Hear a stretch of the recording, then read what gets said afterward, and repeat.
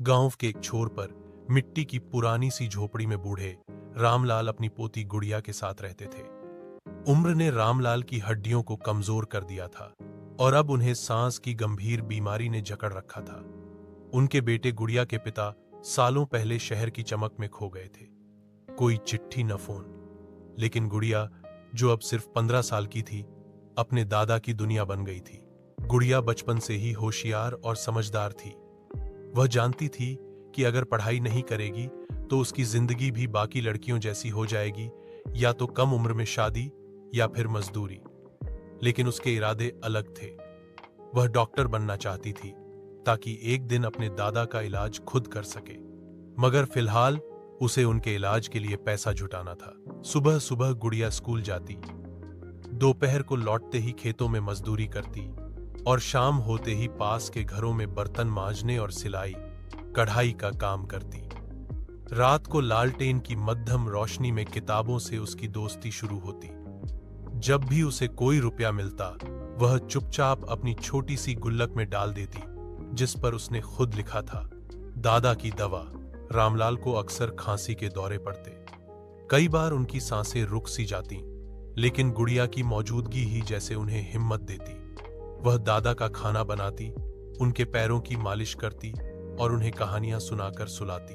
एक दिन स्कूल में निबंध प्रतियोगिता हुई। विषय था, मेरा परिवार मेरी प्रेरणा। गुड़िया ने दिल से लिखा अपने दादा के संघर्ष, अपनी मां जैसी जिम्मेदारियां और डॉक्टर बनने के अपने सपने के बारे में। उसकी पंक्तियां भावनाओं से भरी थीं। जब अध्यापकों ने पढ़ा तो हर किसी की आंखें नम हो गईं। गुड़िया को न केवल प्रथम पुरस्कार मिला, बल्कि जिला स्तर की छात्रवृत्ति भो 10,000 भी दी गई। उसने एक पल की भी देरी नहीं की। दादा को अस्पताल लेकर गई, जांचें कराईं और इलाज शुरू हुआ। कुछ हफ्तों में रामलाल की तबीयत बेहतर होने लगी। उनका चेहरा फिर से मुस्कुराने लगा। गांव वाले पहले उसे एक गरीब बच्ची समझते थे, अब उसकी इज्जत करने लगे। सब कहते, इतनी छोटी सी उम्र में इतनी बड़ी समझदारी, ये तो सच्ची हीरो है। गुड़िया के लिए यह शुरुआत थी। उसने अपने दादा से जो वादा किया था, उनका इलाज कराने और डॉक्टर बनने का, अब वह उसे निभा रही थी। हर दिन, हर पल सीख, रिश्ते खून से नहीं, कर्म और प्रेम से बनते हैं। एक पोती ने यह साबित कर दिया कि जब इरादे सच्चे हों तो उम्र, हालात या गरीबी कोई बाधा नहीं बन सकते। गांव के एक कोने में बूढ़े रामलाल रहते थे। उनका शरीर अब जवाब दे चुका था। चलना फिरना मुश्किल था। बेटे तो शहर जाकर अपने परिवार में मस्त हो गए थे, लेकिन रामलाल के साथ उनकी पोती गुड़िया रहती थी। महज 15 साल की बच्ची, मगर हौसले लोहे जैसे। गुड़िया दिन में स्कूल जाती, शाम को खेत में मजदूरी करती और रात को लालटेन की रोशनी में पढ़ाई। उसका सपना था डॉक्टर बनना, मगर पहले वो अपने दादा का इलाज कराना चाहती थी, जिन्हें सांस की गंभीर बीमारी थी। घर में पैसे नहीं थे, दवाइयां महंगी थीं। गुड़िया ने लोगों के घरों में बर्तन धोने और सिलाई का काम भी शुरू कर दिया। हर एक रुपया वो गुल्लक में डालती, दादा की दवा लिखकर। एक दिन स्कूल में जिला स्तर की छात्रवृत्ति प्रतियोगिता हुई। गुड़िया ने पूरी मेहनत से निबंध लिखा, मेरे दादा मेरी दुनिया। उसकी भावनाओं ने सबका दिल छू लिया। गुड़िया को 10,000 की छात्रवृत्ति मिली। गुड़िया ने सबसे पहले दादा को शहर के अस्पताल में दिखाया। इलाज शुरू हुआ। कुछ हफ्तों में रामलाल की तबीयत में सुधार आने लगा। गांव वाले अब गुड़िया को छोटी मां कहकर बुलाने लगे। उसकी मेहनत, पढ़ाई और अपने दादा के लिए उसका समर्पण सबके लिए मिसाल बन गया।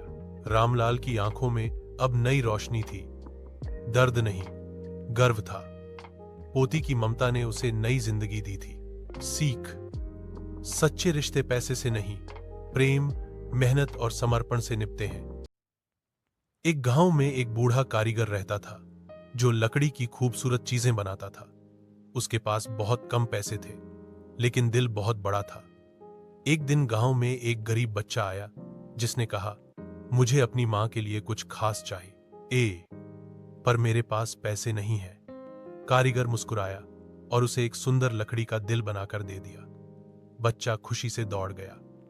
लोग हैरान थे कि कारीगर ने बिना पैसे कुछ दिया, पर कारीगर बोला, खुशियां बांटने से ही बढ़ती हैं। उस दिन से गांव में सबने एक दूसरे की मदद करना शुरू कर दिया। एक गांव में राहुल नाम का लड़का रहता था। वह गरीब था, लेकिन पढ़ाई में बहुत होशियार। रोज स्कूल तक 5 किलोमीटर पैदल चलता। गांव वाले उसका मजाक उड़ाते, पर वह कभी हार नहीं मानता। एक दिन गांव में एक बड़ी परीक्षा हुई। राहुल ने सबसे ज्यादा अंक लाकर सबको चौंका दिया। शहर से अधिकारी आए और उसे छात्रवृत्ति दी। राहुल शहर जाकर पढ़ा, मेहनत की और एक दिन अफसर बनकर गांव लौटा। वही लोग जो उसे ताने मारते थे, अब उसे सलाम करते। राहुल ने सिखाया, सपने बड़े हों तो रास्ते खुद बन जाते हैं। एक बार की बात है, शहर के कोने में एक छोटा सा किताबों की दुकान थी। वहां रोज एक बच्चा खिड़की से झांकता था, लेकिन कभी अंदर नहीं आता था। दुकानदार ने गौर किया और एक दिन बाहर आकर पूछा, क्यों नहीं आते? बच्चा बोला, पढ़ना नहीं आता, लेकिन किताबें अच्छी लगती हैं। दुकानदार मुस्कराया और बोला, तो आज से हम साथ पढ़ेंगे। फिर रोज वो बच्चा आता और धीरे धीरे पढ़ना सीख गया। सालों बाद वही बच्चा एक बड़ा लेखक बना। उसने अपनी पहली किताब उसी दुकान को समर्पित की जहां उसे अक्षरों से दोस्ती हुई थी। एक गांव में दो सच्चे दोस्त अर्जुन और विक्रम रहते थे। वे हर काम साथ करते और एक दूसरे की मदद में हमेशा आगे रहते। एक दिन वे जंगल में घूमने गए। अचानक एक भालू आ गया। विक्रम पेड़ पर चढ़ गया, लेकिन अर्जुन पेड़ पर नहीं चढ़ सका। वह जमीन पर लेट गया और सांस रोक ली। भालू उसके पास आया, सूंघा और चला गया। बाद में विक्रम ने पूछा, भालू ने क्या कहा?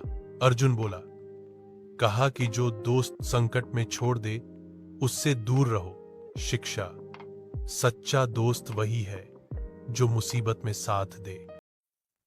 गांव के बाहर एक बहुत पुराना पेड़ था। बच्चे उसकी छांव में खेलते, बूढ़े उसकी जड़ों के पास बैठकर बातें करते। एक दिन गांव में तूफान आया। कई घर टूट गए, पर वो पेड़ मजबूती से खड़ा रहा। तूफान के बाद सबने देखा कि उसी पेड़ ने कई लोगों की जान बचाई। गांव वालों ने पहली बार पेड़ को गले लगाया। एक बच्चे ने पूछा, तुम इतने मजबूत कैसे हो? पेड़ बोला, मैं सबकी सेवा करता हूं, इसलिए धरती मुझे थामे रखती है। सीख, जो सबका सहारा बनता है वही सबसे मजबूत, और सुनना चाहो तो और भी सुना सकता हूं। होता है। एक बार एक आदमी अपने दोस्तों से कह रहा था, मुझे अपनी जिंदगी में थोड़ी एक्साइटमेंट चाहिए। दोस्तों ने सोचा, चलो इसे सरप्राइज देते हैं। अगले दिन दोस्तों ने कहा, हम तुम्हें एक रोलर कोस्ट अरे वे जा रहे हैं। आदमी ने थोड़ा डर से कहा, मुझे तो बस थोड़ा एड्रेनालाइन चाहिए था, यह कहां से आ गया? दोस्तों ने मुस्कुराते हुए जवाब दिया, अगर जिंदगी में थोड़ी मस्ती ना हो तो कैसे पता चलेगा कि तुम जिंदा हो। एक छोटे गांव में एक बूढ़ा घड़ीसाज रहता था। उसकी दुकान में समय जैसे ठहर गया था। लोग अब मोबाइल देखते, घड़ियां कम बनवाते, पर वह रोज दुकान खोलता, हर घड़ी को प्यार से साफ करता। एक दिन एक बच्चा आया, दादाजी की टूटी घड़ी लेकर। बूढ़े ने मुस्कुराकर कहा, समय कभी रुकता नहीं, बस देखभाल चाहिए। उसने घड़ी ठीक की और बच्चा खुशी से भागा। अगली सुबह गांव के कई लोग अपनी पुरानी घड़ियां लेकर आए। दुकान फिर से जीवंत हो गई। बूढ़ा मुस्कुराया समय लौट आया था। एक छोटा गरीब बच्चा था जिसका नाम अयान था। वह एक झोपड़ी में रहता था, लेकिन उसके सपने बहुत बड़े थे। उसके पास न किताबें थीं, न अच्छे कपड़े, पर पढ़ाई के लिए उसका जुनून सबसे ज्यादा था।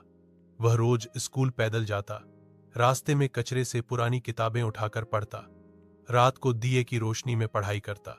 उसका कहना था, गरीबी मेरे रास्ते की दीवार नहीं, मेरी ताकत है। वो हमेशा मेहनत करता, क्योंकि उसे विश्वास था कि शिक्षा से ही उसका भविष्य बदलेगा। अयान सबके लिए प्रेरणा बन गया। एक छोटा गरीब बच्चा था जिसका नाम अयान था। वह एक झोपड़ी में रहता था, लेकिन उसके सपने बहुत बड़े थे। उसके पास न किताबें थीं, न अच्छे कपड़े, पर पढ़ाई के लिए उसका जुनून सबसे ज्यादा था। वह रोज स्कूल पैदल जाता, रास्ते में कचरे से पुरानी किताबें उठाकर पढ़ता, रात को दिए की रोशनी में पढ़ाई करता। उसका कहना था, गरीबी मेरे रास्ते की दीवार नहीं, मेरी ताकत है। वो हमेशा मेहनत करता क्योंकि उसे विश्वास था कि शिक्षा से ही उसका भविष्य बदलेगा। अयान सबके लिए प्रेरणा बन गया। एक गांव में राहुल नाम का लड़का रहता था। वह गरीब था, लेकिन पढ़ाई में बहुत होशियार। रोज स्कूल तक 5 किलोमीटर पैदल चलता। गांव वाले उसका मजाक उड़ाते, पर वह कभी हार नहीं मानता। एक दिन गांव में एक बड़ी परीक्षा हुई। राहुल ने सबसे ज्यादा अंक लाकर सबको चौंका दिया। शहर से अधिकारी आए और उसे छात्रवृत्ति दी। राहुल शहर जाकर पढ़ा, मेहनत की और एक दिन अफसर बनकर गांव लौटा। वही लोग जो उसे ताने मारते थे, अब उसे सलाम करते। राहुल ने सिखाया, सपने बड़े हों तो रास्ते खुद बन जाते हैं।